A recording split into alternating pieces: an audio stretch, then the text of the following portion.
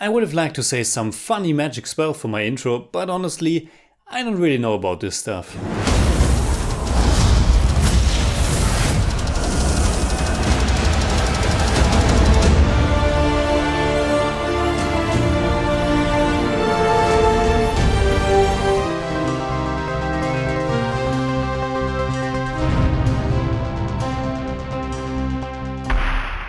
Servus Freunde, my name's Jimmy Cage and Fantastic Beasts: The Crimes of Grindelwald is the newest entry in Warner Bros. Wizarding World cinematic universe, which is of course the Harry Potter universe. Now I want to begin my review by saying that I have never been a so-called Potterhead. I haven't read a single book, but I've seen all the movies at least once, and I like most of them fine. I'm interested when a new movie is coming out, but it's not something that I'm really looking forward to. So please keep in mind that I'm absolutely no expert when it comes to the franchise, and a fan of the series will probably have a very different experience with the new film. And that goes in both directions, for better and also for worse. I try to watch every movie with an open mind, and even more than that, I try to like and enjoy the things I see. But I have to admit that I was going into The Crimes of Grindelwald more on the notion of expecting to quite dislike it. I thought the first one was alright, but neither the trailers nor the promise of more connectivity with the Potter lore, and especially not the first reactions, gave me that much hope that this would turn out to be something for me. But to my surprise, from the very beginning, I was rather engaged and I ended up liking it quite a bit. Not as much as I was hoping after a pretty spectacular beginning, but more so than I expected. But let's talk about the spectacle side of the film first. I've seen it in IMAX and for once I thought the 3D was really fantastic.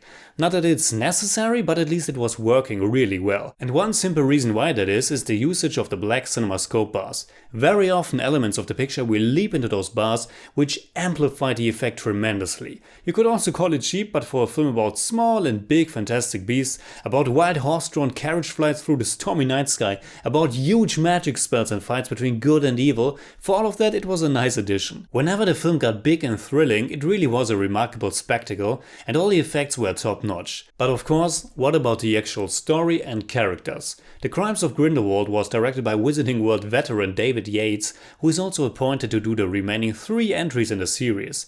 Like its predecessor, the idea is based on the small book Fantastic Beasts and Where to Find Them, which was of course written by the Harry Potter creator J.K. Rowling, but done so that it appears as if it was written by Newt Scamander, a so-called magizoologist, meaning someone who studies magical creatures. Since this new series of movies is not really based on pre-existing novels, J.K. Rowling herself is writing the screenplays, and one might notice that she's more a book author than a screenwriter. And unfortunately, The Crimes of Grindelwald has to battle with a lot of problems when it comes to the script and how the whole story unfolds. And to describe the story in a few words is no easy task, because it is at the same time a rather generic good versus evil concept, as well as a very complex affair with a lot of subplots, different character ties, and also several minor and major flashbacks. The basic story is that the Dark Wizard Grindelwald, played by Johnny Depp, is trying to gather followers to rule over all non-magical beings. And since this takes place in the 1920s, the film includes some very direct hints at the upcoming rise of fascism. At least that's what I got from it, with all the notion of pure-blood wizards, the starting of a movement, and so on. A very important factor for Grindelwald is Ezra Miller's character Credence, who also played a big part in the first film. Now, like I've said, I'm no expert here, so please excuse if I make some mistakes or confuse some elements, because to be honest, for a non-fan, it was a bit confusing at times. Credence seems to be the only one who is strong enough to fight Dumbledore, who is played by Jude Law. But Dumbledore himself can't battle Grindelwald because of their past. Now, all fans of the series already know this, and I don't think it's a spoiler anymore. Even I knew about it. According to canon, Dumbledore and Grindelwald were lovers. Now, how is the movie addressing this? Not really detailed. If you know it beforehand, you see it. If you don't know about it, they could just as well be very good friends. For me it's no big deal, but I guess it's a wasted opportunity nevertheless. But there are more movies coming, so they could add more to it later on. Since Dumbledore can't follow Grindelwald to Paris himself, he sends Newt Scamander. And this is just the beginning of explaining the story, so to be honest, let's just skip it. There's a large number of characters in The Crimes of Grindelwald, and unfortunately almost all of them appear to be pretty important for the story and also for the continuation of the story in the next films, but most of them simply don't get enough screen time, and even when they do, they still don't get enough to do. Dan Fogler, who was one of the highlights in the first film, is back as the muggle Jacob, and so is his lover Queenie, played by Alison Sudol. But the way they get thrown into the plot appears rather contrived. I have to say that the emotional punch of that side storyline still worked very well for me in the end, but in the whole big middle section of the film, their thread wasn't interwoven to the overall action in a satisfying way. I felt that The Crimes of Grindelwald has a really strong beginning and a very dark, powerful finale. A finale which action I didn't completely understand all the time, but a finale that had oomph to it nevertheless. And also in the whole middle section there are a lot of really great and also quite warm and beautiful moments and scenes. But there are also so many subplots, different characters, and an overall lack of focus that I thought the film never built any real momentum. Everybody had their little thing to do, their mission to follow, and while it's very dark and serious, it never felt as if the clock was really ticking for our heroes to move along. And like I've said, many characters were utterly underutilized. Credence was very much reduced to a simple MacGuffin, and the film never used his emotional turmoil and conflict to its advantage. He gets involved with Claudia Kim's character Nagini, whose name will of course ring some bells for fans, but her character is never fleshed out enough to make an impact. Most of the time she's just there as well. Zoe Kravitz's role of Lita Lestrange is much bigger this time, and I enjoyed her connection to Newt, but her relationship to her brother, who plays a rather important role, is underwritten. The big mystery of Credence's ancestry, on the other hand, is kind of overwritten, or at least the way it is revealed is a bit much for someone who isn't that familiar with this universe.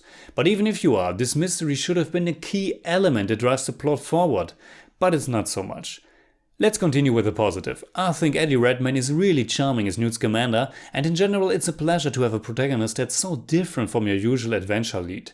Newt is an introvert, he's barely able to look someone in the eyes. He's shy and he's kind, and the way he treats everyone, and especially all the little and big monsters with care, is quite heartwarming. It's Redmayne's performance as well as the rest of the cast that's doing a terrific job that keeps the film's emotional level alive. I was touched at several moments, even though neither the story nor the characters are all that great, but the cast and direction is elevating the material. That being said, Newt is very lovable, but he also doesn't really seem to have a character arc. Even though it's said not to be true, he's basically doing what Dumbledore tells him. At one point his brother Theseus, who is yet another important side character, is telling him he has to pick a side. And spoiler alert, at the very end he replies that he now did. But for me that was a rather shallow attempt to present something as an arc, when in reality it really isn't. The same goes for most other characters, and in general the film is very clearly intended as one step in a larger series, and when it's over the next one could immediately begin. Unfortunately, it doesn't feature a strong enough storyline that could really stand on its own while also being part of a bigger story. There's one last character that I want to mention, because for me he was kind of exemplary for the film's major flaws. Brontes Jodorowsky, the very son of Alejandro Jodorowsky, plays the alchemist Nicolas Flamel. Now, as a fan of the franchise, you might know that he's the maker of the Philosopher's Stone. I only found that out afterwards on the IMDb trivia.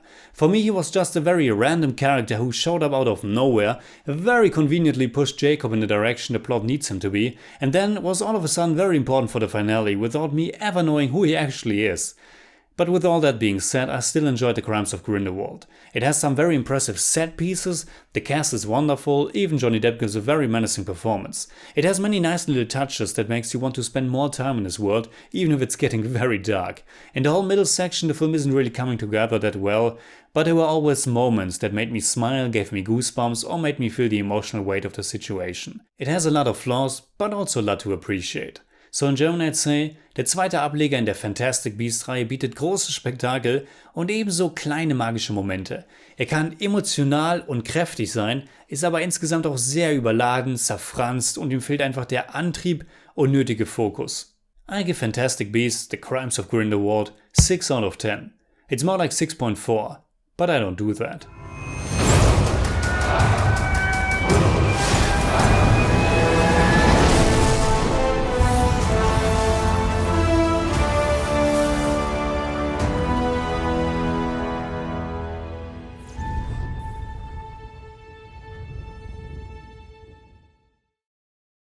Alright, that's it like always. Comment below and let me know what you think about Fantastic Beasts, The Crimes of Grindelwald. You can hit me up on Twitter, Facebook and Instagram simply at TheJimmyCage. And if you enjoyed this episode, please give me a thumbs up, share, subscribe, whatever you like. And make sure you hit that bell for all I have to tell.